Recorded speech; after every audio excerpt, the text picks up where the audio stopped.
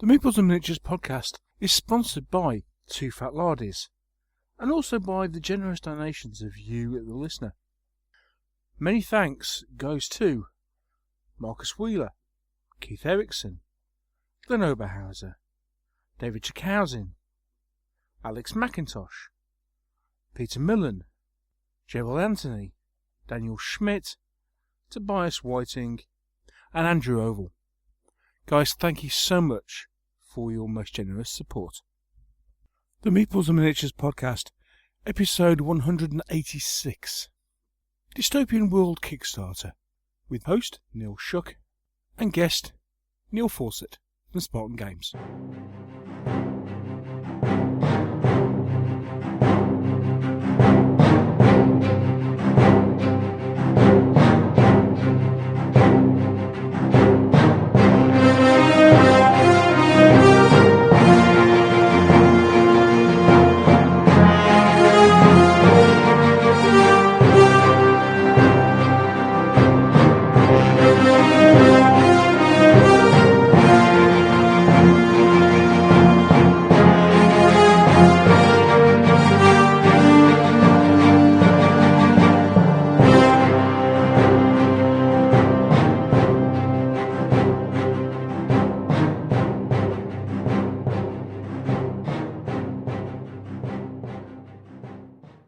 Hello, welcome to another episode of the Meeples and Miniatures podcast.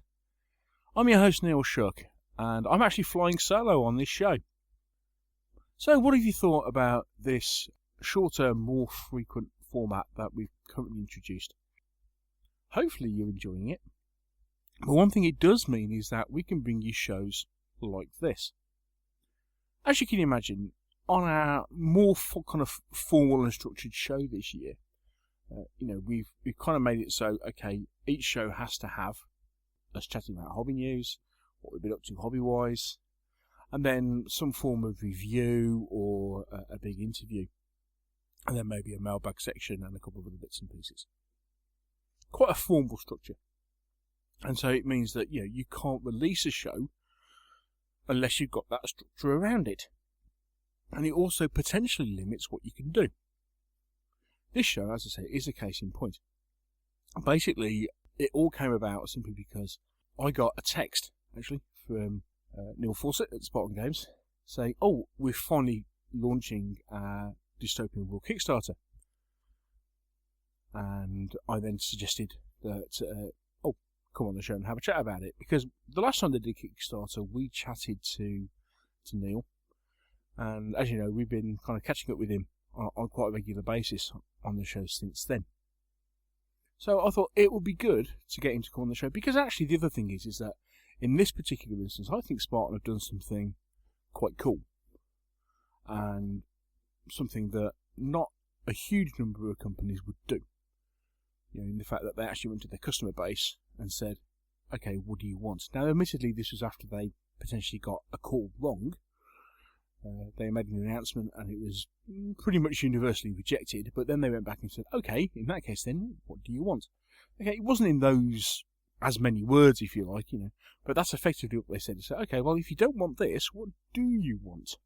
A brave decision, and we'll actually talk about that in this upcoming interview. So, as I said, having this less formal format, which means that basically we can release a show with a very single subject, i.e.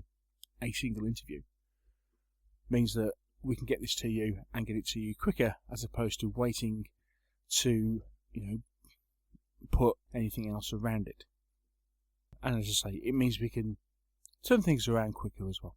So, as I said, what we've got coming up for you today is an interview with Neil Fawcett, who is owner and creative director of Spartan Games.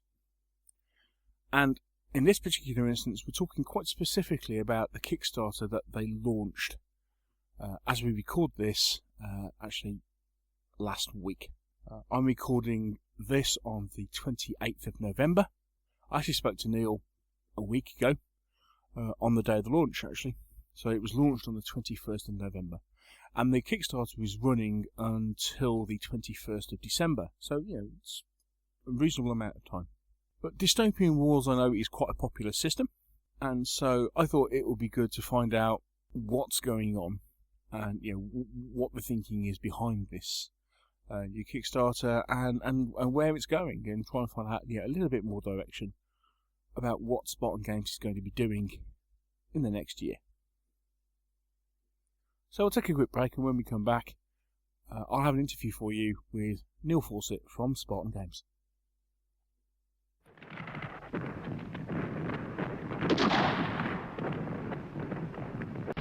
I must get through to Sergeant Watson's position. Jenkins, cover me! Sir!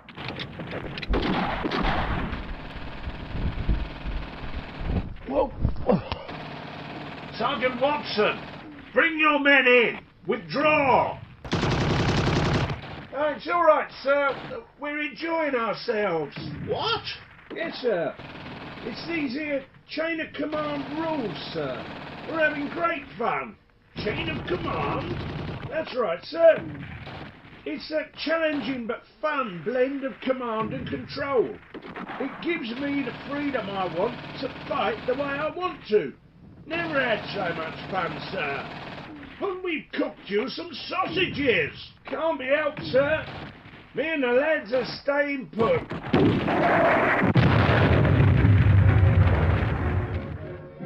Chain of command, World War II, platoon level rules from two fat laddies. They really put you in control. And they're even better than sausages.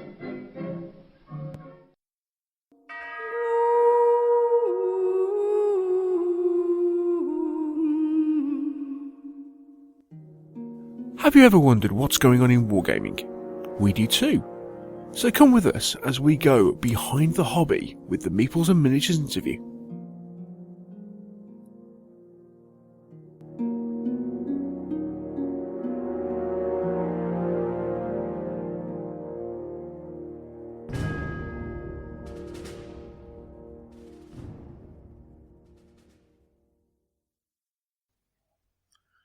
We're very pleased to welcome back to the Meeples and Miniatures podcast. It's Mr. Neil Fawcett. Hello, Neil. How you doing, mate?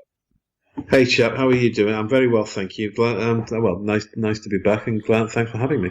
Here we are again. I say, it hasn't been that long since we last had you on the show. It's always good to chat. And of course, no, but it's good to be talking about my core IP, because I think last time it was very much setting the scene on the Halo stuff. So it's kind of cool to be back talking about things like Dystopian World. Indeed, yeah, and that is obviously the main reason why we're chatting now. So 3 days ago now, you launched a new Kickstarter called the Dystopian World Expansion. Is it only 3 days? Funnily enough, it is only 3 days ago. It may seem like a week. It's only 3 days. I have massive respect for people doing Kickstarter, because actually it's an interesting one, because obviously we're kind of like pretty new to this world. It requires a lot of effort and a lot of interaction. It's good interaction because you get some fantastic interaction with people. I had no idea about how immersive it is and how how important it is to keep that contact. So no, it's a real eye opener. I've learned an awful lot about pledges and rewards and stuff like that, and I'm sure there's a whole ton of it that I still don't know anything about. But hey, as you say, it's only 3 days. Feels like more like 3 months. So in that case, then you've only got 27 months left to go before Christmas. Yeah, well, actually, if we take it back to that one, I've only got like 74 months to go. But yeah, but yeah, yes. Indeed. So as you say, it's a Dystopian Wars Kickstarter, but not the one you originally advertised. Now, if we go jet back, what was it, 6 weeks ago, something like that? I'll take it back. I remember sitting in my office about, I don't know, 8 or 9 months ago, right, and saying to you, "What do you think of that, Neil?" and showing you some of the stuff we were doing. Oh. And saying, and saying to you, things like, we're working on this, and we had a grandiose idea for how we wanted to build the dystopian world many years ago, and there was I had this kind of like.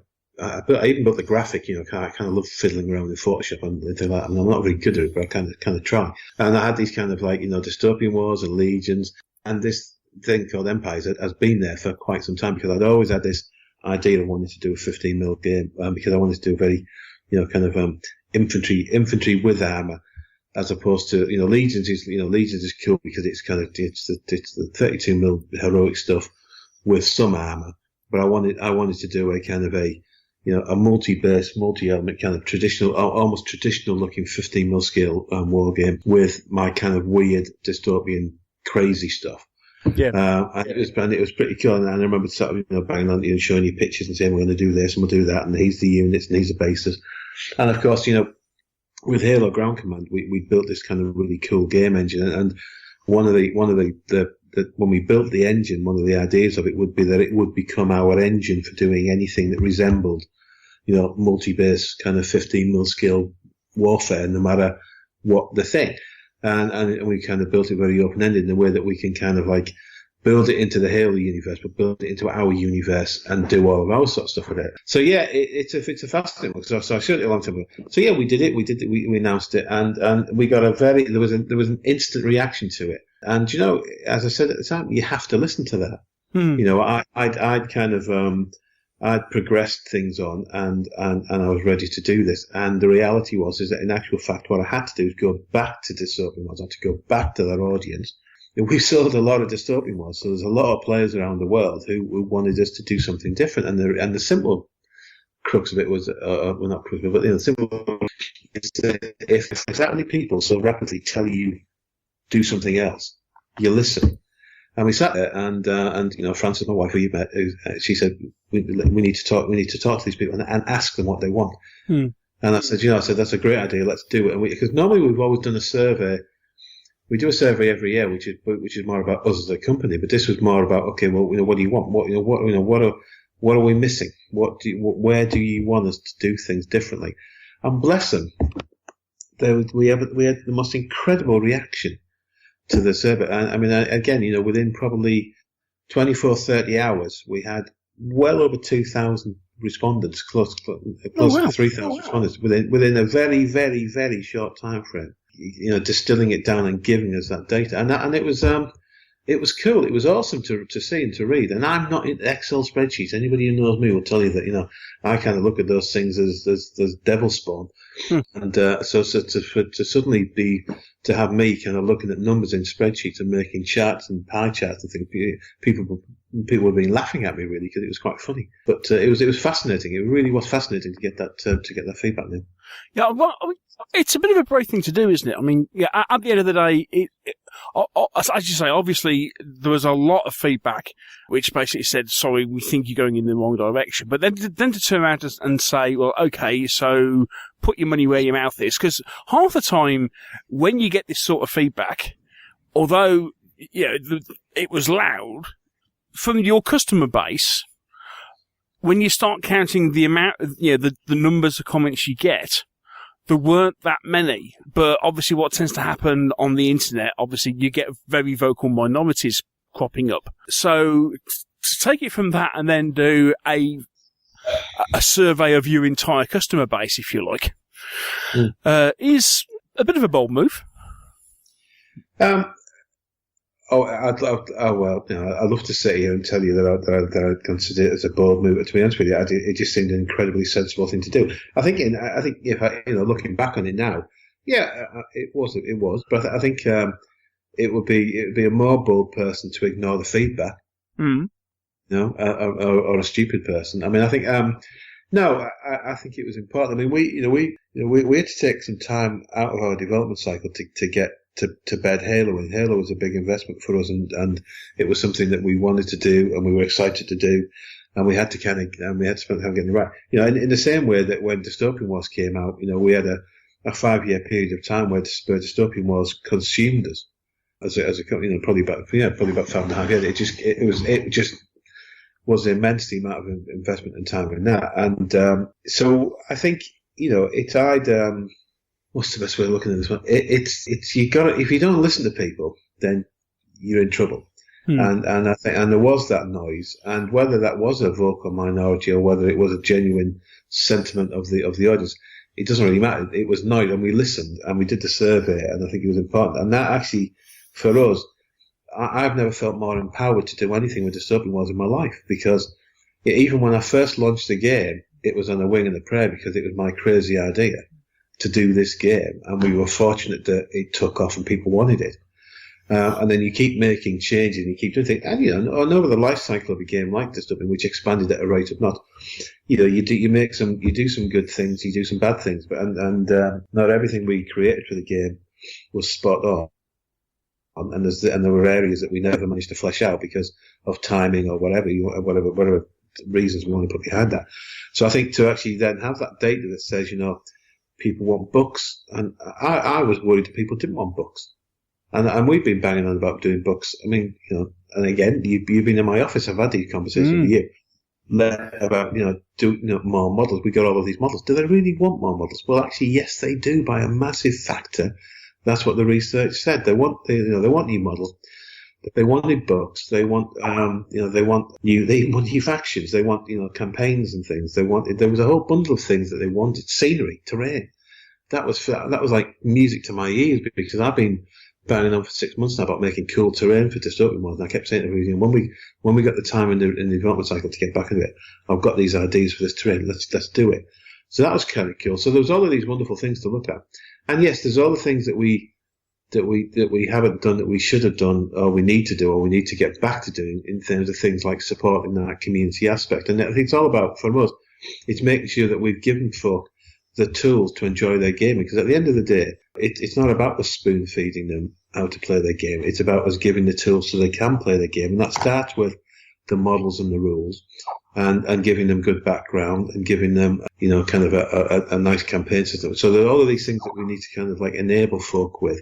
It's interesting to kind of to look at. We got all that in the data. We got lots and lots and lots and lots and lots of feedback and information and all sorts of things. I don't know. Was it brave? I don't know. It wasn't brave. No, it wasn't brave. It was actually bloody. It was good. And I wish I'd done it a year ago, Neil. Yeah. I wish I'd done it 18 months ago long.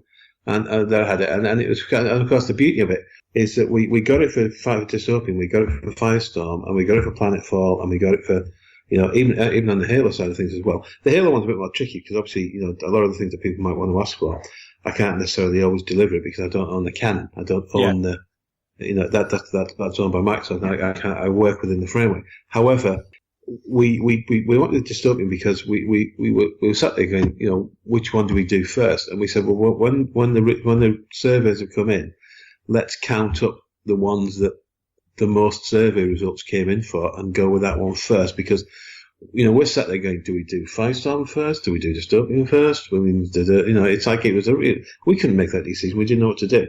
And the beauty of it was that that the data was so close, it was unbelievable in terms of numbers. I think Dystopian probably pipped it by probably no more than about 60 votes. Oh, right. Okay. About 67. It was really tight. And what was interesting as well is that there was the overlap between what the Firestorm and the Dystopian was playing. It was very, very similar. So from that point of view, we went with Dystopian. A lot of the plans we'd had in the background, stuff we've been talking about, we've had the Excel spreadsheets full of models for ages. We knew a lot of things that we wanted to do. And then, but having that confidence to kind of go back to it and say, do you know what? These guys want this. Let's go make it. Was cool. It was awesome. We were very excited. I mean, I was like a kid in a sweet shop for a couple of days, just getting, kind of like looking at it all, saying, actually, I can go and do all of these crazy things. And that was when I kind of sat there and thought, and one of the first things I said was, Ice Maiden's coming out. My supercarrier. I've been banging on about that for years. I've been boring the crap out of people in the office. I know all of us on that one, and actually now we've made it, and it's done 12 inches of resin delight. Actually, that sounds really wrong. I want to rephrase that, but you know what I mean. Yeah, it was an interesting one, Neil. It was a funny one. I mean, Empires is still a great game and still a great idea, and but the reality is it's just not now. And that's what people told us, and that's what we've done. But we'll get to it at some point because it's too good a game not to bring it out. And also, I've already made all those bloody models, so it's kind of like of course I'm going to do it. But it's, in essence, it's we listen to people. Yeah. And over the years, I've always said, we try our best. I try my best. Sometimes I get lost in the noise of it all, trying to run a small business. But it's in essence, it's listening to folk is important, and that's what we did. Okay, so before we go into the nuts and bolts, I do have to ask the question because there are going to be people out there that will ask this. Despite the fact that Spartan is in the grand scheme of things, a relatively small company. Up until now, pretty much everything you've done, you've funded yourself. You made an investment with the company, and you bought out your own games and various other bits and pieces. So why now do you choose to go to Kickstarter? Well, a couple of reasons. Firstly, it was out of curiosity. One was curiosity because, our industry has legitimised Kickstarter. Legitimised wrong expression. Has embraced it. It's everywhere. Everywhere you turn. It's not a dirty word across the industry. To some folk, it may well be, I'm sure, but it's in essence, it's not anymore in the industry. A lot of companies use it. We asked in our survey whether folk would have a problem, and well in excess of 75% of people said, go for it. Okay. So we thought, well, let's have a look at it, because it's an interesting one to look at.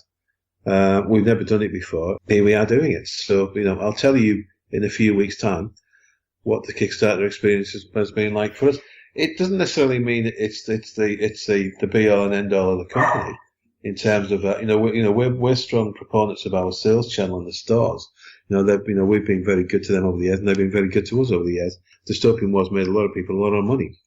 I think it's from that point of view we've got pledges in the Kickstarter for shops, and from their point of view they'll even they'll be able to get it at a lower RRP than the product will have to go to market anyway. So there's some very good pledges there for them. So it actually.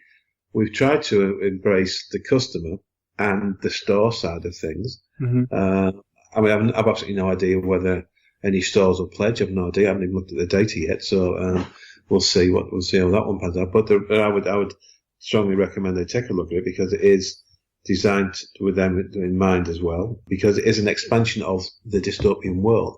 It's an expansion of the Dystopian World's game, which is kind of important. And we wanted to be part of that, So that's that was a very long-winded way of saying yes, Kickstarter. Well, industry changes. Our sector doesn't have a problem with it. Our survey said that people didn't have a problem with it, so we did it. Yeah, it is becoming a point where there are certain companies that have completely changed their business model.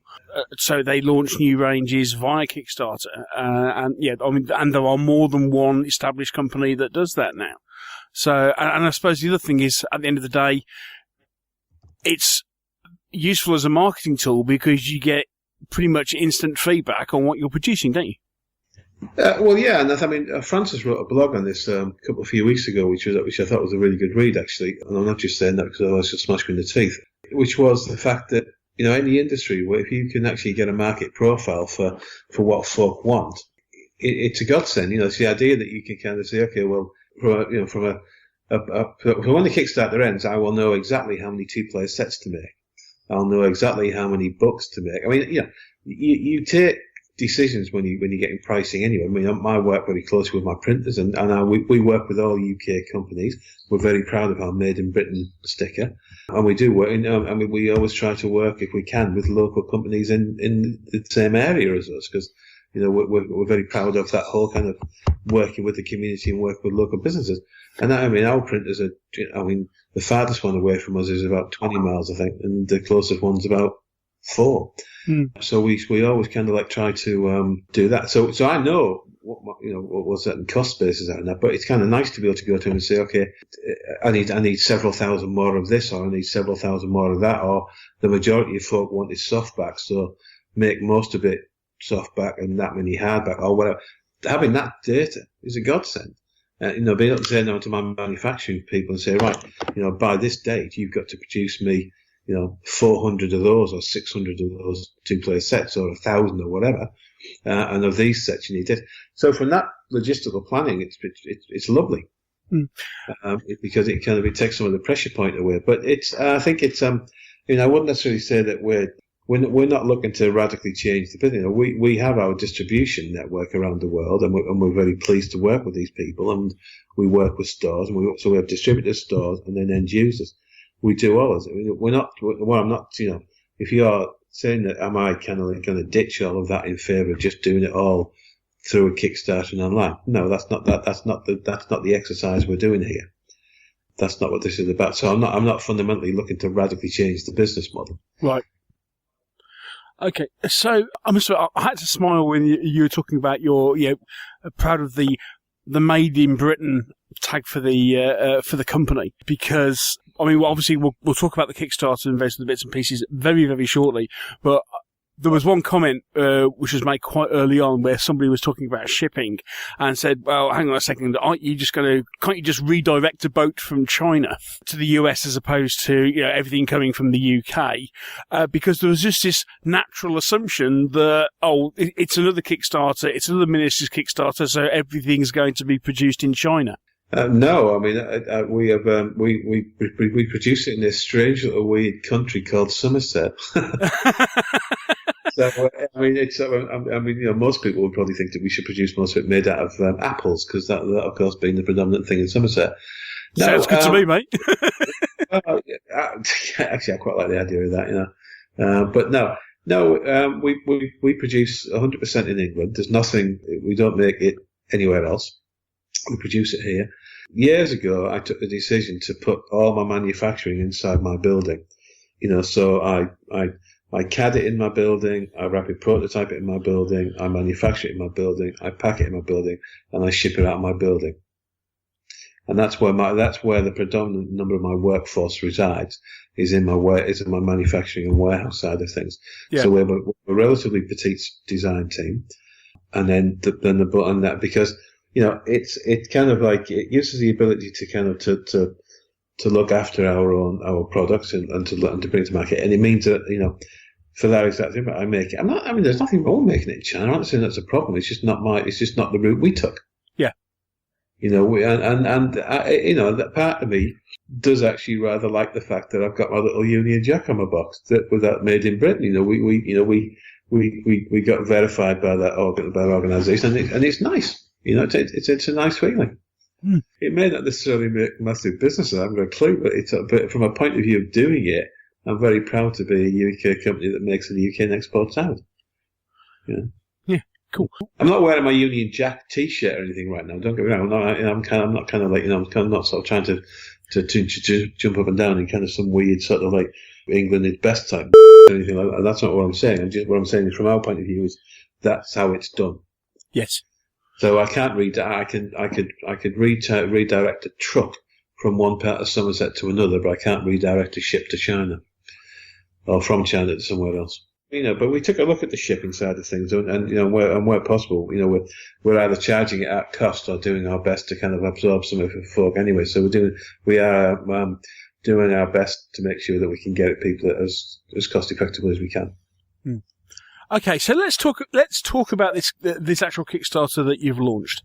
Okay, so as I said at the start of the interview, it's called Dystopian World Expansion. The giveaway for the initial graphic is the fact that you got this bloody great big aircraft carrier, which appears to be made out of an iceberg. Yeah. Well, anybody who knows anything about dystopian wars knows that we always kind of like doing the crazy. Whether it was putting a runway on the top of a blimp, or putting St. Paul's Cathedral on top of a tank. So I call it the Dystopian World Expansion because when I sat and looked at it, we have a list of things that we wanted to do. One of the things that became problematic with Dystopian Wars, with me personally, was I kind of got a little bit paralysed in my thinking, in that I tried to second guess the audience, and there's a danger to that, which is you end up not doing things. Right. Because you're trying to get them. And my wife has a wonderful expression, which is that indecision is a decision in itself, Neil. Which she loves to say to me when she's kind of trying to chastise me over something. I did that, and the beauty of the research, and back to the survey, is that it's kind of like it's sort of lifted away that mental block that I personally had on a few things, which is folk told me they wanted books, so I can go away and do these books. So when I've been banging about nation books or printed campaign books, folk want it. They've told us they want it. So actually that's great. Tick. And, they wanted coronation expansions. Tick the box. Alliances are a bit more problematic because we got a lot of alliances as well. So we've split the expansion of Dystopian of it into two. The coronation one, which is what we're doing now, and then the next level, the next one we do in whatever guise, whether it's a Kickstarter or a pre-sale or just a release mechanic, will be the alliances, because they couldn't be done at the same time, because we'd have never have got it done. Yeah. It would have took us forever. So this is very much the core nation, and part of that is a brand new 2-player set, which is the Ice Maiden, which is connected to a campaign that an idea I had a couple of years ago and worked on with a guy called Sam Bevan on. We basically got that one, and that's a pretty cool. It's a pretty cool 2-player box. It's got some lovely models in it, Prussians versus Russians. It's all set in the Baltic, and then it all expands out into kind of activities on the Eastern Front, and it's a nice kind of zoom in on the part of the map that we can go to. Great models, and we got to build a couple of funky models, one of which is the Blessed Ice Maiden, which is years and years ago I had a conversation with, I can't remember who it was now actually, but it was you, and we were talking about the idea of, crazy machines or what, and I said, do you remember that idea that was had for the idea of having a carrier and an iceberg?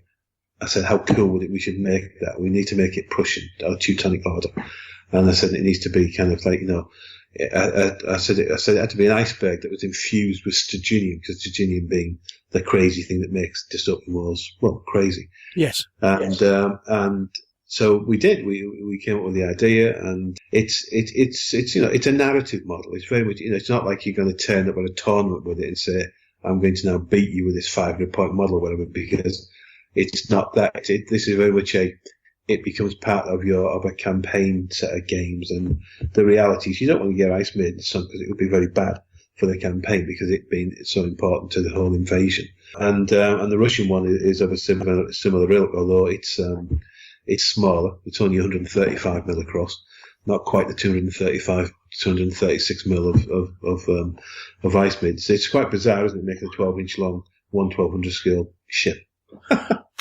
Yeah, okay, hang on. So the Ice Maiden, so that's best part of 12 inches long. How wide is it?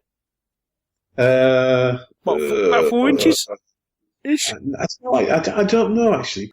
I can't really give you an answer. No, I don't know. 60, 70 mil, something like that, I don't suppose. Yeah, but yeah, at the end of the day, it's a fair chunk of resin, isn't it? Well, if I smashed you in the face with it, Neil, it would hurt you.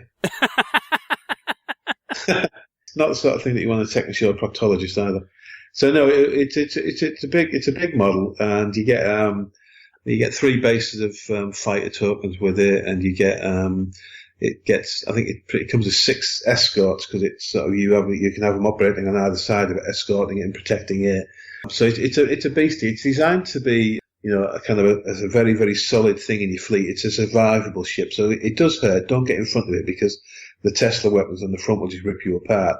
But she's not designed to be a mainline battleship. She's designed to get stuff to shore, because the idea is that she's full of robots and invasion materials, and she's designed to allow the Prussians to go and reinforce Königsberg. And so she is very much this narrative beastie. And the Russians, they're all about basically sinking her in the Baltic, which is why their fleet will work very, very hard to do that. So therefore their big ship, the Murmansk, is designed to be a kind of fleet operations support vessel. So it's designed to fix things.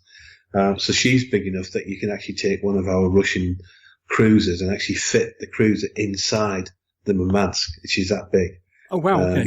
You can lose her inside it, and then you can fix it. But she's got some nasty guns, because obviously she wants to bombard the crap out of the fleet carrier. Out of Ice Maiden, so she's got a lot of good weaponry. She's also got these new boarding craft, these Russian drillers that so you get about 8 bases of that come out of the Murmansk, and they can basically go on board, and they're full of nasty Cossacks. So it's they're very interesting. They're both narrative ships, but the Murmansk is very much a kind of a more practical thing. The Ice Maiden is impractical, but kind of impractical in a very cool way. I like it. Okay, so the Kickstarter then, first and foremost, we're looking at this 2-player starter set. Yeah, it's a slightly complicated one, sorry to interrupt you. It's sort of, there's kind of a 2-pronged thing about it, but of course it's the 2-player set takes a lot of the glory, because it's a very cool set. Yeah.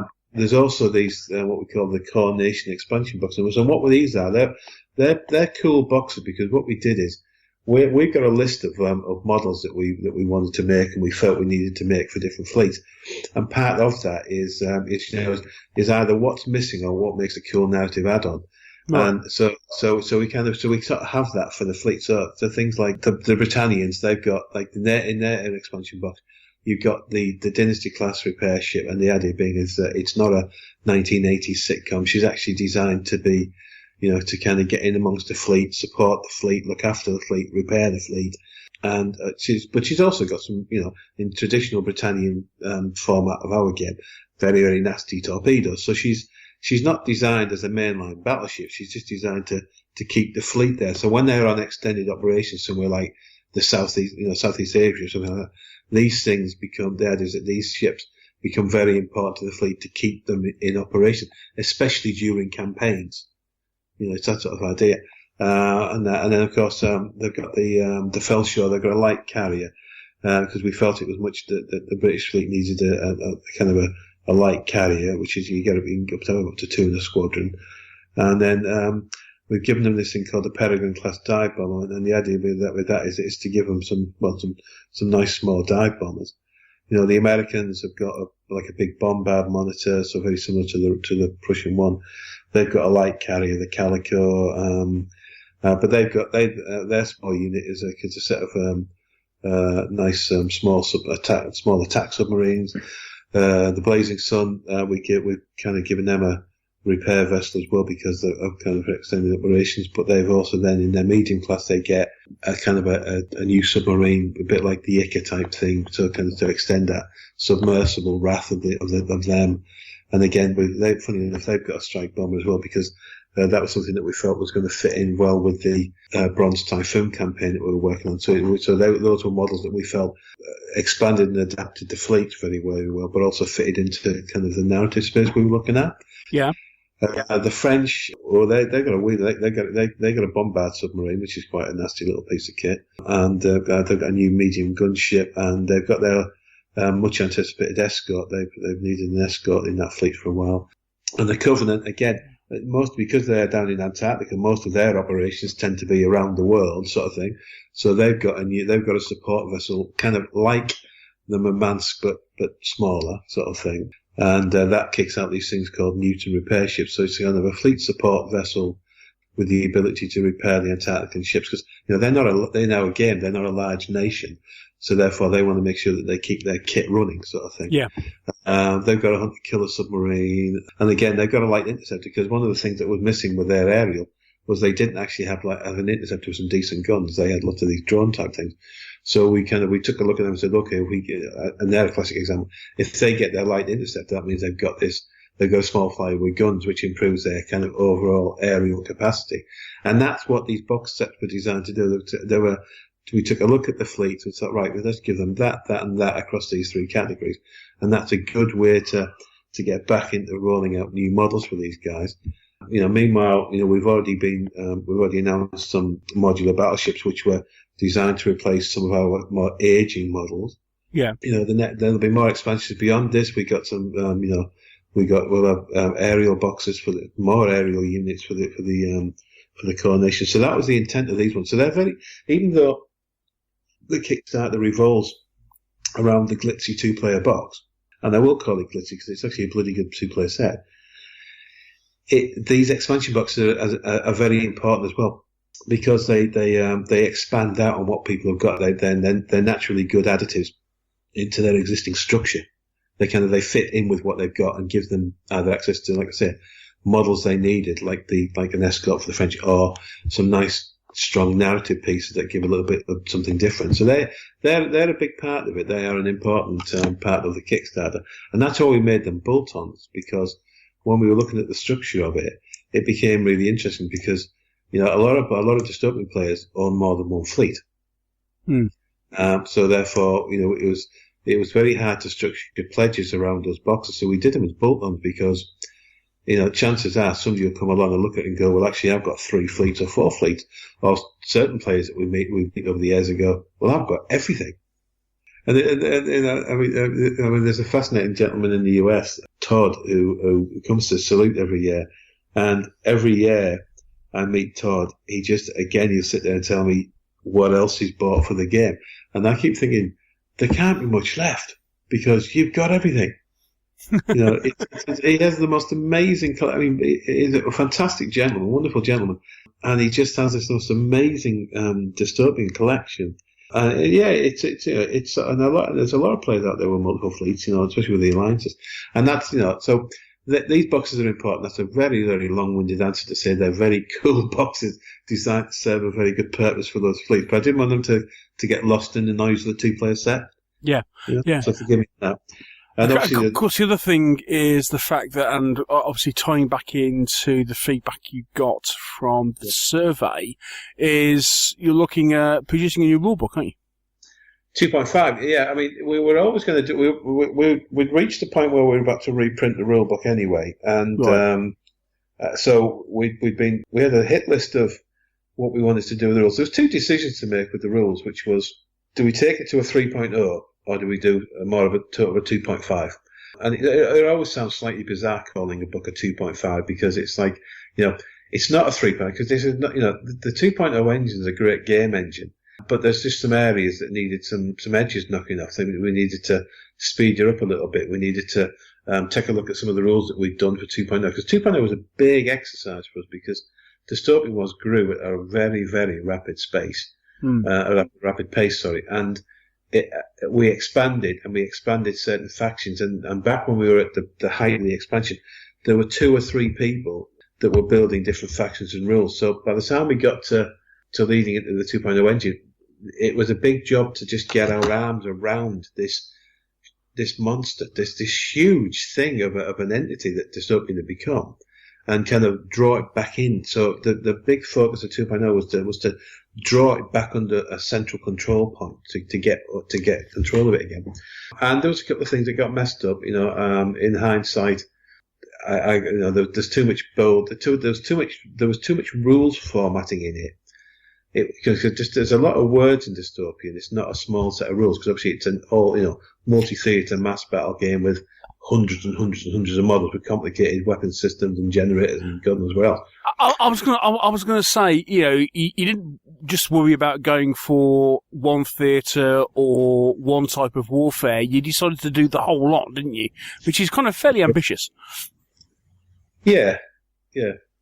Some people called it dumb at the time. But I wanted to try and pull it off, and I think with 2.0 it came together.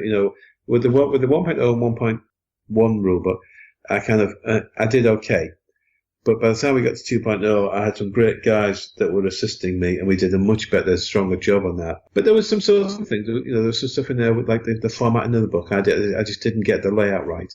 And I always wanted to go back and do a better job of that for people. We got them a good set of rules, a great set of rules, but they needed, it was kind of getting that visual better. So with the reprint, I was always going to put it through a new design process, which we're doing to make it a lot easier to consume by people, because we got seduced, like I said, we got seduced by this idea of that's got to be bold, italic, that's got to be italic, and it ends up matching into the rules space, but you end up with something that just doesn't look as good as it should look, Yeah.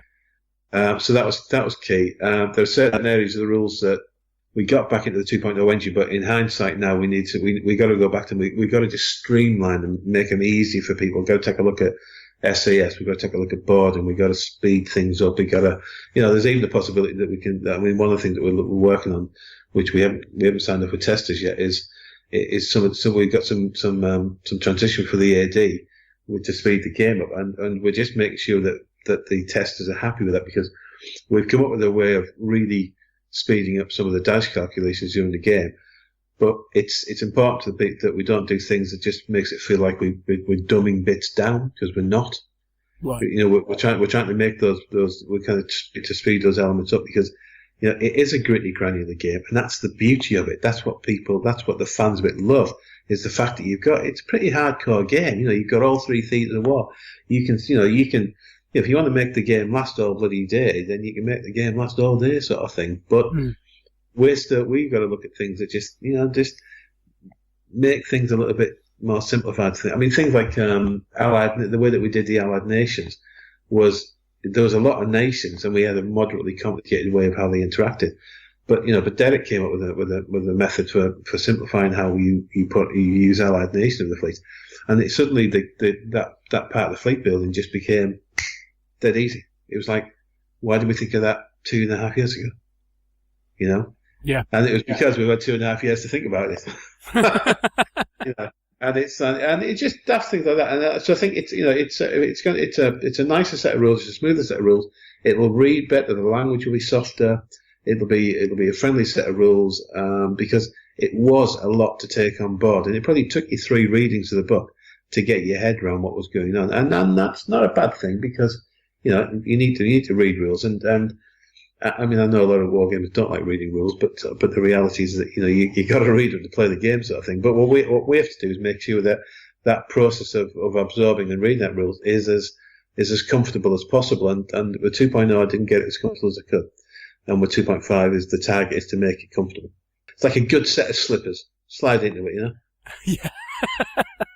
Yeah, and of course, you're taking I suppose, the relatively unusual step in some ways of, rather than just deciding, okay, right, we are going to produce this either as a softback rule set or a hardback rule set, you're actually giving people the option, aren't you? Yeah, you never either. We've got some fantastic book printers, book publishers that we work with, and I was having a great conversation with my lad Richie, who I buy them from, and I was saying that flexibility was important, and we talked about the softback and hardback, and then we also discussed the idea of, I said, what about being able to customise the cover of the hardback? I said, because we're going for the gilt and we're going for the gilt and emboss in it. I said, what about being able to kind of potentially give people the ability to put their name on it, to make it their book? And they went away and they researched, and they came back with some options, and we built that into the Kickstarter. So yes, softback, hardback, and if you want to put Commodore Shuck on the book, ta-da! Wow. Okay. So I don't know if anybody's ever done it that way. So it's kind of cool, actually. I quite like that. I was going to say, I don't think I've come across that. I mean, yes, certainly. I mean, we certainly had the option where originally a book is a softback book, and then you get to a point where they're turning, right, okay, it's now going to be a hardback book. I don't think I've ever come across where you kind of say, right, it's going to be a hardback, and you can actually personalise the cover yourself. So we had one set of quotes come back. It was actually quite cool. I'd love to have done some, but they came back and said, but, you know, do you want it to be, you know, real leather and this and that? And I was like, well, I'm not sure. Let's skip the killing the animal. Let's just go with the faux leather. They were up for doing all sorts of things up to the book, and it was kind of we could, you know, sort of like, you know, how many dead cows do I have to wrap around my book? But it's interesting. No, it's good fun. I wanted to experiment with a couple of things on the Kickstarter anyway. I mean, you know, the top pledge is that it would let people work with my model makers to design their own model. You know, which is kind of cool. Well, yeah, it is, isn't it?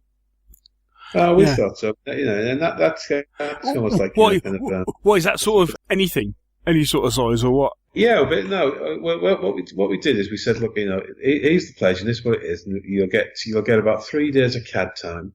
And you'll get about a day solid of the manufacturing guys, you know, and it's sort of it's a bit of a crazy one, but the idea being is that if somebody's got this kind of like, you know, let's say you came to me and said, I want to make a Kingdom of Britannia large sky fortress that drops tanks, and I'm like, okay, and you said, and it's got to have Big Ben on top.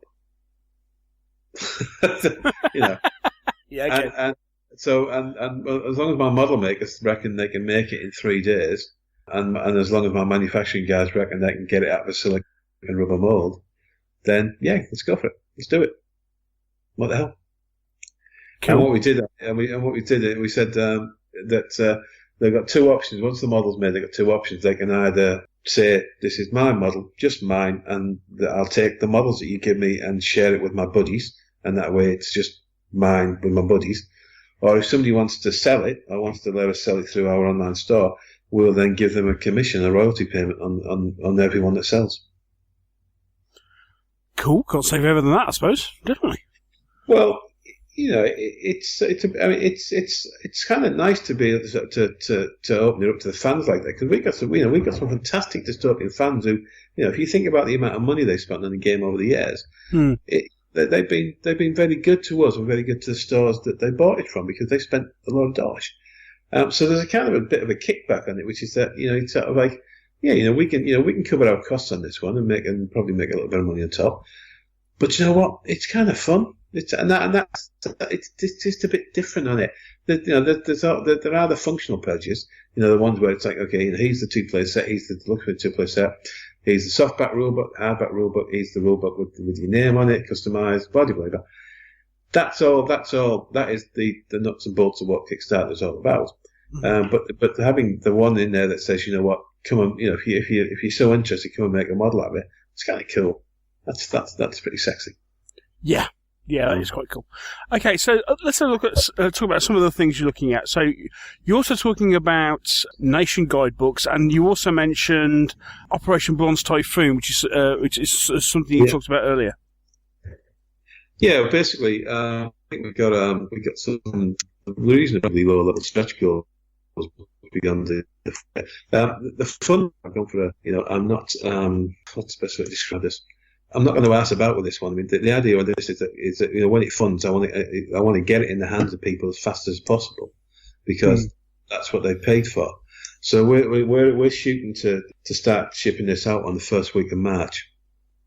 That's, some would say, quite an aggressive delivery target. Well, if you take the money you make and you put the money, so let's say I don't go and buy a Ferrari or a used Ferrari or a Mini Cooper. That would be funny trying to get me in a Mini, and then just then you take the money and you actually invest it into doing what you're supposed to be doing, which is research and manufacturing. Then what's wrong with it? I think you should be able to get out the door. We're confident that the level we pitched it at will allow us to resource the manufacturing and delivery side of things to get it out the door in that time frame, and we'll be getting it out the door to punters, to people and the man in the street and shops, because we've got pledges in there aimed at shops as well, because it's important to support the sales channel. So we'll start shipping that product out then. So no, it is a push, and it is quite a lot of work. And don't get me wrong, it's there's a brand new rule book, and there's 7 Coronation expansion boxes, and there's my new League of Crimson Mercenaries who are bad boys and they look funky. And there's an awesome 2-player set, and there's some amazing big models. Have I said that? I've told you the models are big, by the way. Let's not underestimate it. They're big. Yeah, huge things they are. The CAD guys are still, they're off and running. They're not, they're off and running with the model. We've made a lot of them already. There's certain models that are still there. Literally, as we speak now, the CAD process is underway, because some of these CAD guys are not in England; they're around the world, and so there's that whole process. The guys who are working on the books have been on this stuff for a while now, because we've been, the rule book is. We've already started flowing 2.5 into its template, so we're already up and running with that. And we have been for a while now. The campaign books, they're all specced out, they're all briefed. The guys are off running and writing, and that is a drawing it together. So yeah, there's a chunk of work to be done, but it's doable. It's completely doable, and of course, the sooner I can get the coordination sorted out for everybody and deliver these important things for the game, the sooner I can get to the Alliance nations and then deliver what the Alliance nation guys need. Because we've told people we're back in the seat and in the saddle on this one. In the same way that the Firestorm stuff's going on in the background. And I won't talk about that now because we're talking dystopian. But at some point we need to catch up on the Firestorm, because there's a lot going on there. Yeah, but that's a whole big conversation that we can have another time now. Okay. But so yeah, it is ambitious, but we'll hit the deadline. We're very, very confident with that. Okay, so what are the nation guidebooks that you're hoping to produce? Well, then the idea there is that one of the this has kind of happened with Firestorm as well, but the narrative grew, and at the very beginning, the narrative was quite easy for us to kind of keep control on. And we had a chap called Franco Samago who wrote an awful lot of the early narrative, and it was me and Franco. We were kind of galvanizing these crazy ideas and these mad conversations till 2 or 3 o'clock in the morning, talking about which part of the world that we're going to blow up next. It was all a bit weird, really. Some sort of psychotherapist, but they kind of covered the probably had both sections. And we kind of expanded and expanded. We started, and then the more nations we got, and the more it expanded, there was elements that we got a little bit bitty. It didn't quite draw together. So one of the things that we've done, we started with Firestorm quite a few months ago, actually, many months ago. was to take everything that had been written, and we've done this with something, everything that had been written on every nation and all background, and then basically just look at it again, and then rebuild it into a structure that means that when we deliver it, we've kind of like, it's a solid bedrock. It all makes sense. It all links. It all hangs together into this one now set in stone narrative that becomes the building block that we build on moving forward.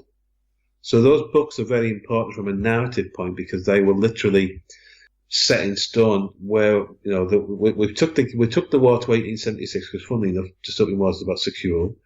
So we took it to 1876 and we sort of said, right, here we are in 1876. This is where the world's at. It's been at war. They've in like all of these elongated wars in world history. Even if you look back at the Napoleons, they have these kind of ups and downs, these troughs, these kind of quiet periods, and the intensity then that goes a bit quiet again while they kind of regroup. Well, we kind of had that with Dystopian. They've kind of had their blew the crap out of each other, and it's calmed down a little bit, and then they kind of dealt with what Staginium's done to the planet, and now in 1866, it's all kicking off again. Britannia, Bronze Typhoon, Britannia, you want Singapore back. So there's this massive set of fleet actions that's gone on with the Britannians. They're off. They've gone back to the Indian Raj. They've gone back to the Royal Australians. They've said, right, we want Singapore back. Meanwhile, the Japanese are like, well, we're not giving you Singapore back. We've got most of Southeast Asia under our control, sort of thing. So we've still got the side of Australia that doesn't really like you, Mr. England.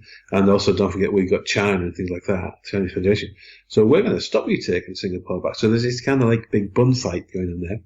You've got the Eastern Front is grinding to a hideous halt in Europe, where you've got the Prussians and the Polish and the Russians are just basically slam dunking each other. So the whole idea of Ice Maiden, that whole campaign is to break the deadlock, break the stalemate that's happening in Europe, so that these nations can kind of breathe a little bit. So the Teutonic have got their own ideas on what they want to do. So there's all that kicking off. Then we've got the stuff going down in Greenland, and then we've already started on the Africa side of things. So we've got the Britannians and the Prussians having their little kind of mini push into the heartland of Africa, because we always left Africa alone, but now it's time to open Africa up.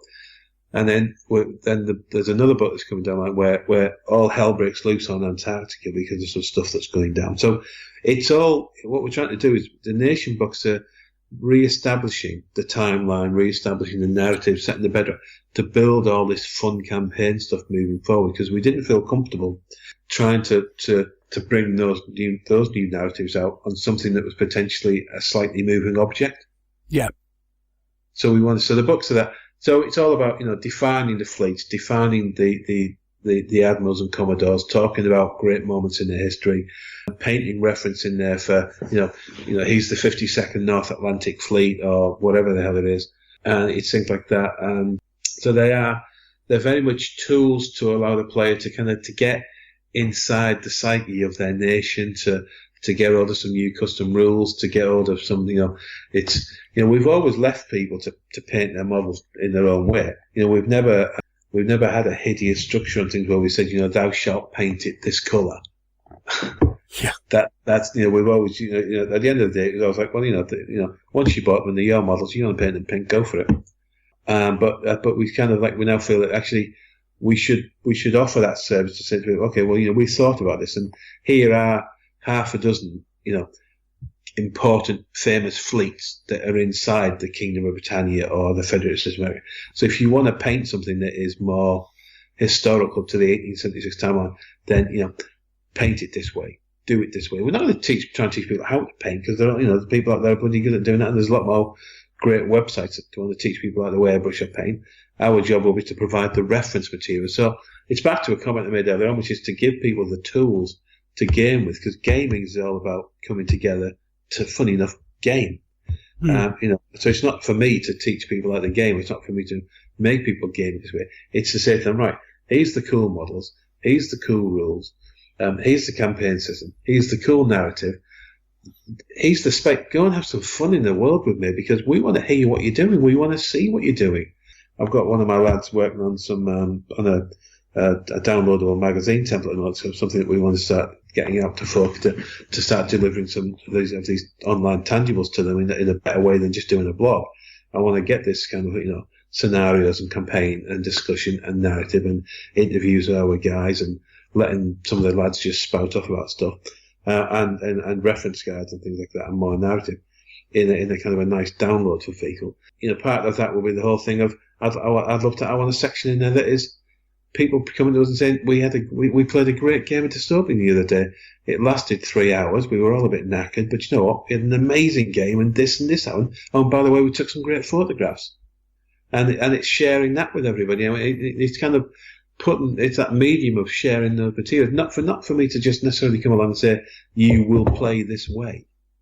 That I'm not interested in that. I want to give them the materials that they can play it how they want to play it, but I want to get them in it because it's all about playing. It's not about talking about playing. It's about playing. And that sounds like a slightly dumb thing to say, but it's true. It's about it is that community. That's what makes wargaming so awesomely cool. It is that community of people coming together to do something staggeringly creative. It's pretty slick. I would go at my son all the time when I had to go at him the other day because I said to him, it was the weekend. I said, do you want to get one of your mates to come around? He said, what do I want to do that for? And I said, I don't know. Why do you want? He said, I see him every night. He said, because by what he meant is they all get together on Xbox and go and kill something on Xbox, Call of Duty or Halo or whatever. And they're all chatting on the headsets, and they are in their little community, but they're not in the same room. But the thing I've always loved about wargaming is I've always loved that kind of like getting your buddies round. It's the crack of having your mates round, and I get a big thing. I get as much of a thrill out of that as I do out of the rolling dice. Yeah, there is something about you. There is nothing to beat actually. Yeah, the whole social dynamic aspect of gaming. Well, come on then. Let's look at the times you've come to the office to game, and we sat there for 8 hours, and we've gamed for 3 of it, talked for 3 of it, and ate food for 2 of it. Well, quite, yeah. Yes, yeah, yeah. And all of the food, none of it was good for us. Let's face it, it was all crap. Yeah. We still ate. But as you say, that's the thing about gaming, isn't it? Yeah, that is the one thing that tops it above getting the games console out or what have you. Yeah, I love video games. That kind of thing. That's where my career started in the world of games, video games and things. Yeah, a long time ago, and it's sort of it. There's sort of. I think the important thing is to make sure that we. Where we haven't given people all the materials they needed and all the tools to do that is to go away. And I think that's a lot of what 2017 has to be, is to get our act together. Get back in the saddle with the models with something, because people want them. So great. We love making dystopian models, because let's face it, we've made a lot and we want to make a lot more because we've got a massive list of models we want to make. So we got to do that bit, but then we got to get them, we have to get them a new rule book that is easy to consume, because, it's hard to get them it's hard to get players into it if they're presented with a rule book that makes them faint. Yes, quite. Yeah. And so therefore there's an important thing to be had there. And that was what Fleet Action is all about. That entry, at Gen Con 2 years ago, folks said to us, we'd love a fast play set of rules. So we gave them a fast play set of rules. It's not a replacement for Dystopian Wars. Dystopian Wars is the game we want them playing. But if Fleet Action becomes that gateway product to get them to that, all the better. And that's one of the reasons we put Fleet Action inside the 2.5 rulebook. It's all there in the same thing. It's an appendix at the back, along with the, and it's important for that rule, because if people want to, if people just want a quick hour game and they don't want to learn the full-on rules, do this one.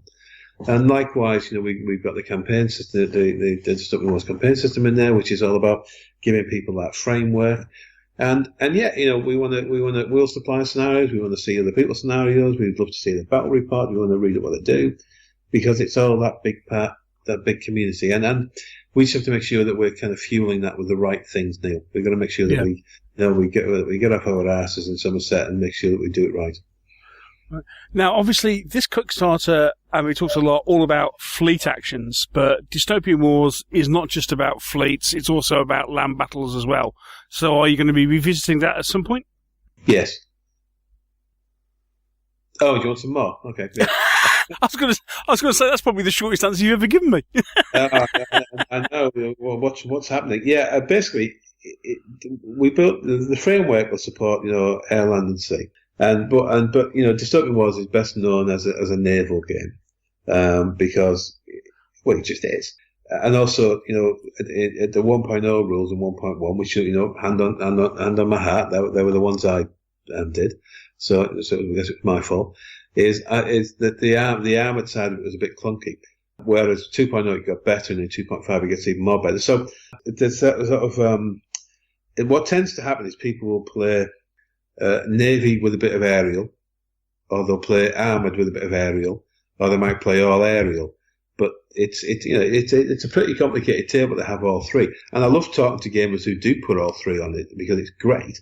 But again, that's that whole part of that extended campaign idea, isn't it? If you look at things like the Ice Maiden one, it starts naval, but by the time you get to the Ice Maiden campaign book, you've got your naval, and then once you've got ashore, you then start you've got your armoured bashes going on there, and all centering around the city of Königsberg, which is fortified to the sea, and it's fortified to the land. And then so you kind of got that kind of navy, land, aerial stuff. We've even got a couple of scenarios in there for legions as well, because we thought it was important to ensure that we put some legion stuff into these, but because that is part of their world, and it's part of our world. So the book is these campaign books will very much embrace all the theatres, but again, not everybody has gravitated to armour to doing all three. I mean, I think it's one of the areas of the game that I think people need to take another look at it, because 2.0 gives a much better armoured game than potentially their experiences with 1.0 and 1.1. So I'd say if you were put off by 1.0 or 1.1, give it another go with 2.0. It's a great ending. With 2.5, it'll be a great armoured game. So, and we got some fabulous armoured models out there, and it's a fun game. If anything, it's a little bit more bloody than playing naval and stuff, because it's brutal. Those land ships and rigged robots kick your face in. So yeah, was that an answer? Was that an answer to your question, or did I just waffle there, Neil? I'm actually no, that was kind of an answer. So basically, it's a case of it's in there, and more stuff is coming in future, but not at the moment. Well, we sensibly took the approach of what's the most popular aspect of the game, naval. Right. I think there's one of the things that's held back the armoured side of it is that we never followed through on scenery. So very shortly in the Kickstarter we'll be announcing some more bolt-ons, which are our scenery boxes, such as kind of like fortified harbours and ground defences, and like our big Stygian rig, and there's more scenery coming. So we're going to put a lot more focus on the world building aspect of the game as well, to give people all the toys to make the table with, as opposed to just saying, okay, well, we've done some. All right, let's move on to something else. Now let's just actually go back in there, because we love making the scenery. And now we recently brought out the islands and hazards stuff that we did as a mail order special, and that just blew us away, the reaction to it. Staggering amount of that. I mean, I've probably created more resin islands for that giveaway set, and then I probably got built more islands than there exist on the planet. Well, I'm just being silly, but we made tons of them. It was unbelievable how many of those islands people wanted. It was nice. It was nice to watch. It wasn't necessarily nice for my mold makers, but it was very nice. Right, so as we speak, looking at the Kickstarter, you've just hit 300 backers. So you're now. You're looking for a pledge goal of 50 grand, of which you're just over 80%. So that's not bad going for 3 days. No, that's awesome. And many thanks, and let's keep going with it, because we've got more updates coming. We've got more, got a bunch of new PS to go down with I've had some potted histories prepared and guides to dystopian, and because there's people coming to this who don't know what the hell dystopian wars is. I mean, I'm sure there's a lot of people there that are fundamentally knowledgeable in the game, which is wonderful. But so we're doing some more documents. We're going to start rolling out more pictures of new models. We've focused very hard on the 2-player set to start with. I'm about to put some text up. Well, it won't be today because it's late and I'm tired. But tomorrow, not that that makes any relevance to when your podcast goes. But I'm actually working on some which talks about the narrative for the expansion boxes. There's a lot more to roll out and to come and then to add into this. And of course, the thing I've discovered is that it is an ongoing rolling experience for these folk, and you're interacting, you're discussing. People come back and say, well, I'd like to do X, Y, and Z, and you think, never thought about doing it that way. That's a really good idea. So it's things like the League of Crimson Mercenaries. I'm going to add them in as a bolt-on because we put them in as a kind of a freebie part of the pledges. But a lot of people are saying, actually, we'd like to buy some more now, and I'm thinking, okay, never thought of that. So I'll put it so they're just the bolt-ons to do it that way.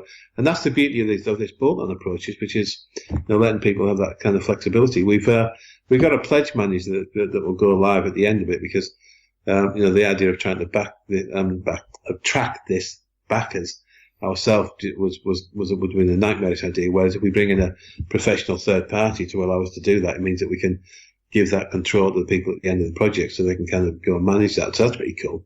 Yeah. Again, this is, please don't mistake me for having any clue what I'm talking about here. This is all a new world to me. This, I tell you, this has been a. So you're going to do, what are you going to, are you using something like backer kit or something like that? What was the word you said? Backer kit. That's the one. Oh, right, cool. Yeah. I believe. Yes. I'm going to say yes to that. Okay. There's somebody smarter in the office will be able to give you a much better answer. But yeah, well, let's say yes, yeah. That sounds familiar. You've known me for long enough to know that I'm a bear of little brain.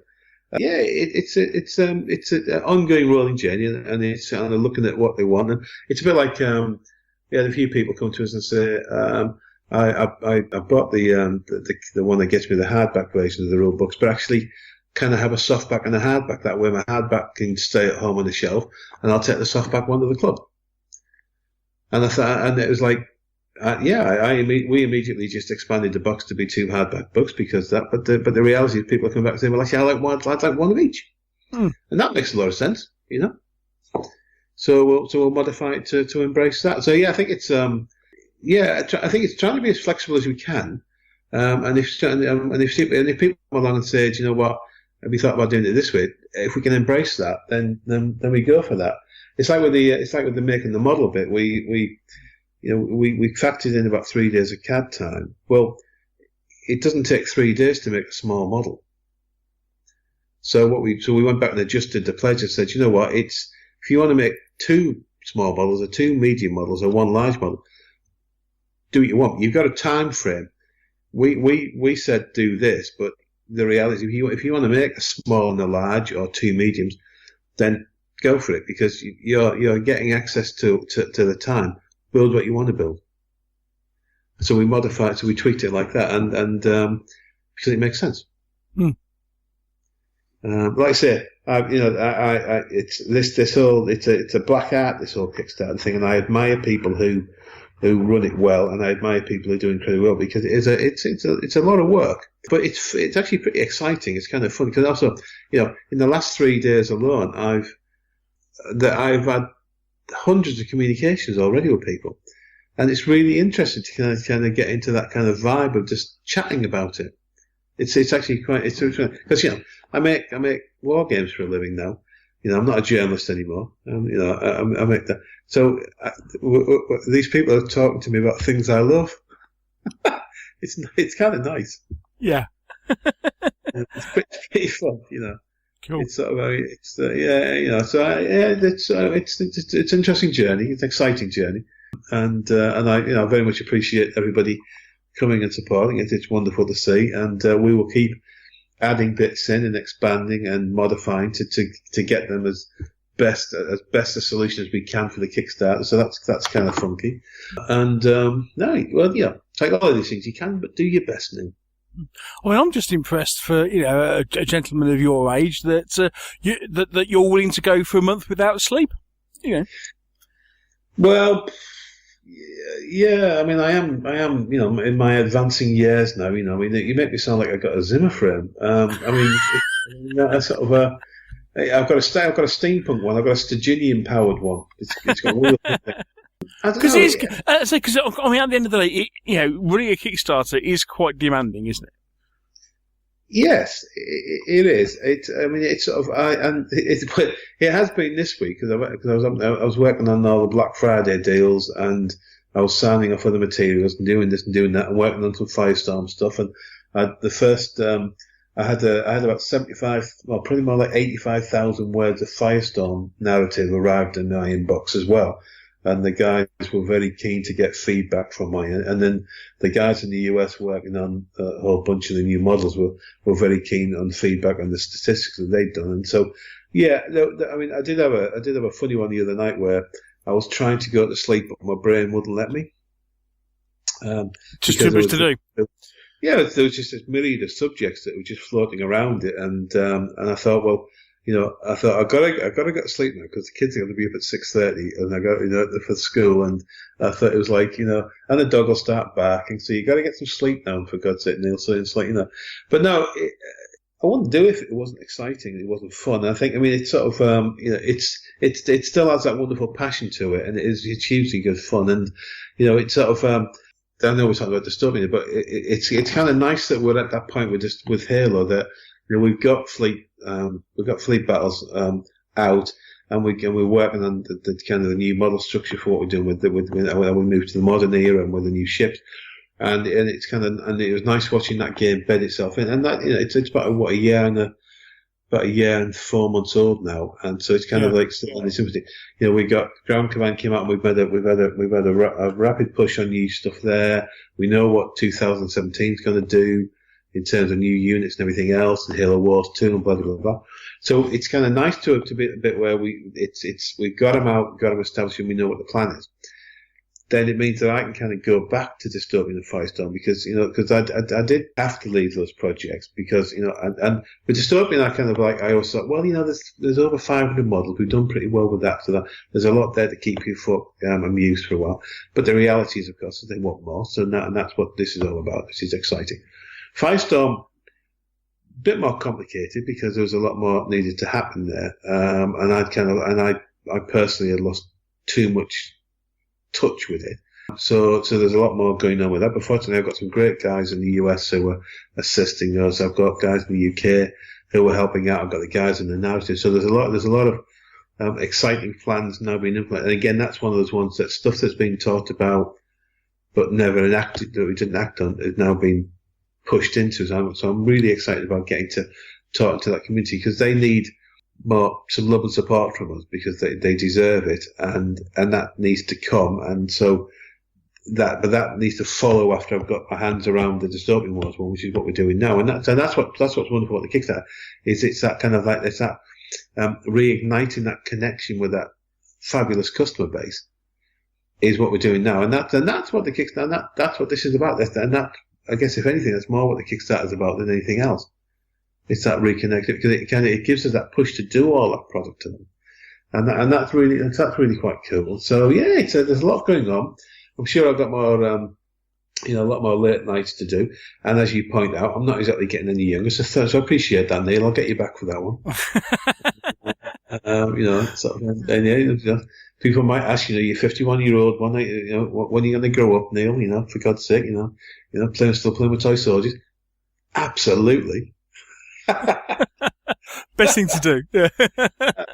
Yeah, get that right. It's like, what do you do for a living? I was at church the other week. It was quite funny. Somebody asked me what I did for a living, and I kind of paused. I said, I make toy soldiers, and they kind of looked at me. And I wasn't sure whether they were kind of going to get me removed from church and an exorcism to take place, or what. And I was like, yeah. I said, no. I said, we make toy soldiers. I said, it's pretty cool. I said, and they said, I said, I didn't never think that's a career. I said, well, I've had careers in the past. I've been very fortunate. I've had some good careers, but you know what?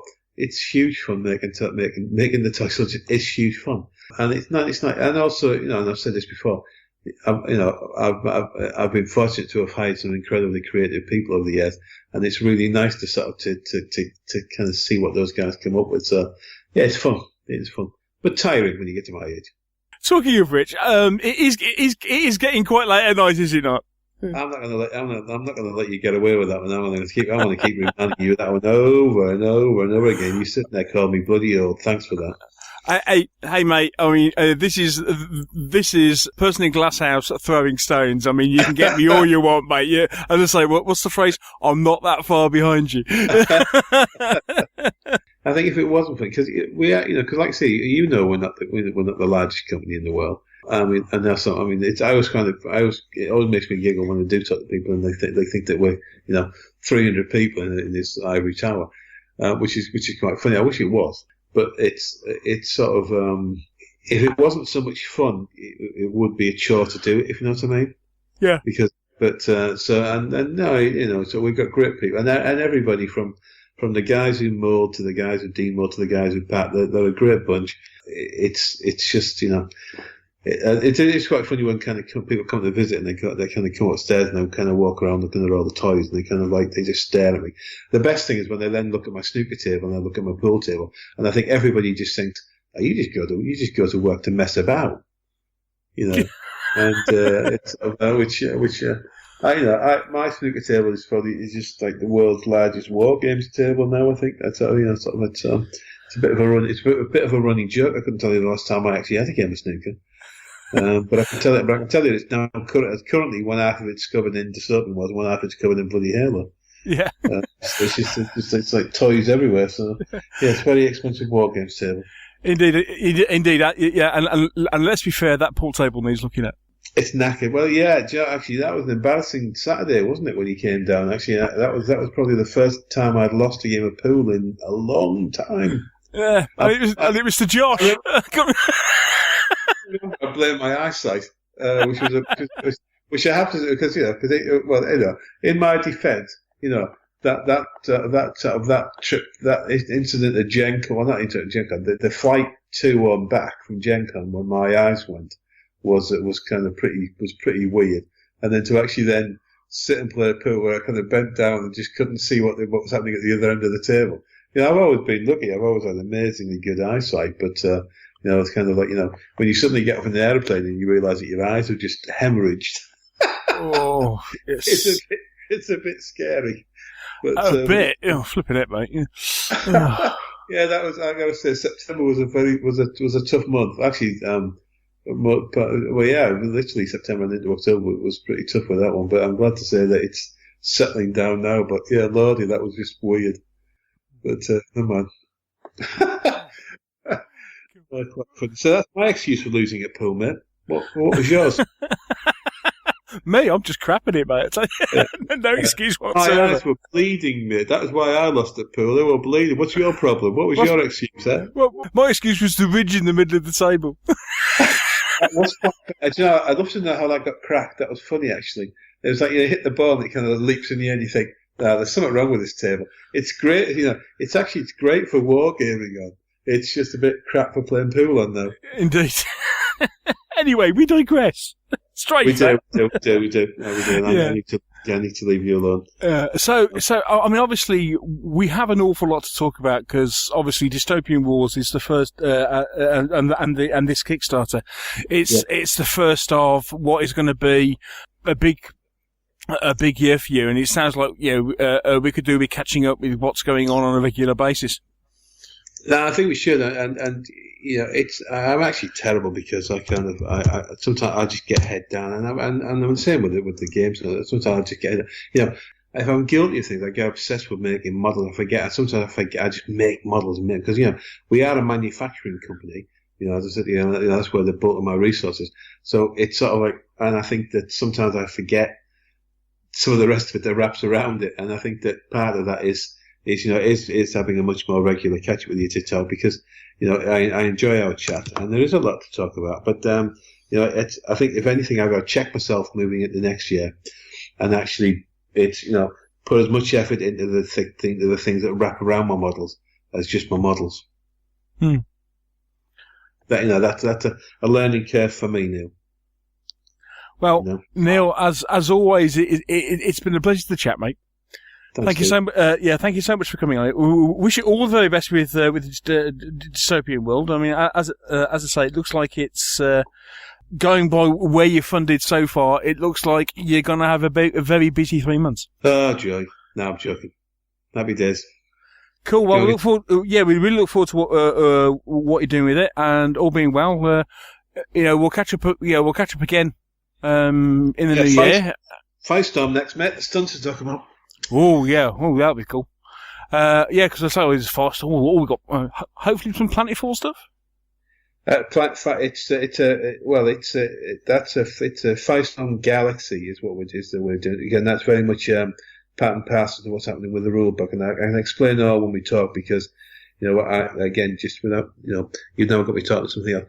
I made the mistake of letting Firestorm and Planetfall track themselves. And that was a silly thing to do. I needed to have connected them at the hip properly. They're in the same galaxy and they are connected, but I didn't put enough effort and push. I let them diverge away from each other, and that was not my smartest thing that I've ever done. And the big part when I came back from Gen Con this year, after having had some very good conversations over there, I took the decision to actually I needed to draw those two back together, and they needed to draw the Firestorm Galaxy back together and consolidate it, and that's a big part of the whole push on it. Cool, look forward to that then. Oh yeah, that sounds good. It'll be a good chat. There's lots to talk about. Anyway, listen, I'm going to leave you to it. Love you and leave you. Thank you very much for the time, Neil. I appreciate it. No, I appreciate talking to Neil. Take care, and look forward to speaking to you soon, mate. Take care. Yeah. Cheers, bud. Bye bye. Cheers.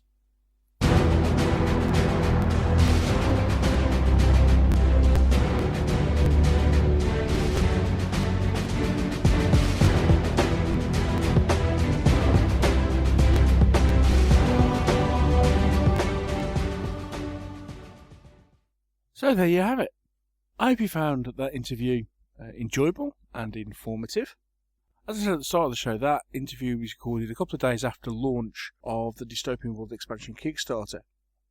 As we're recording this, the bumpers for it if you like, it's now the 28th of November, and actually the project has fully funded. It's currently got just under £60,000 pledged, and it's still got 22 days to go. As I say, it's running until the 21st of December. It's really interesting. They have announced quite a few models, as Neil was chatting about, and lots of extra bits and pieces. And as Neil said, they've got some new light carriers, the Britannia light carrier. They've added some new mercenaries and books and all sorts of different updates. I think, as I said at the top, I'm much more of a Planetfall and Halo fan when it comes to Spartan. I've never really dipped my toe in the water when it comes to Dystopian Wars. In some ways, I'm kind of tempted, especially with it being a bit of a fleet game, which is, I suppose, one thing now I haven't really got. I mean, I've got Uncharted Seas, but I think the less said about Uncharted Seas, the better. In a lot of ways, it's a great game. It's just a shame what happened to it. So I'm kind of tempted to maybe dip my toe in the water with Dystopian Wars, but I'm kind of I don't know whether I'm holding off at the moment or not. Wait and see. But certainly, it's good to see Spartan not only listening to their customers, but going back and acting on what they want. And it's quite obvious that they've got an awful lot planned for next year. Not just for Dystopian Wars, but for Firestorm Armada and for Planetfall, and obviously for Halo as well. So I'm looking forward to seeing what Spartan are going to be doing with their IPs in the next 12 months. Obviously, part of that, as Neil said, is that's based on the feedback that they've got from their customer base from doing this survey. Well, that's all we've got time for this particular show. Hope you've enjoyed it. All that remains to be said is thank you very much for listening. If you've got any feedback, please let us know. Listen to the end of the show for details of how to contact us. You can always leave a comment on the show or email us, and look forward to hearing from you. But until next time, happy gaming take care of yourselves, and we'll speak to you really soon. Bye.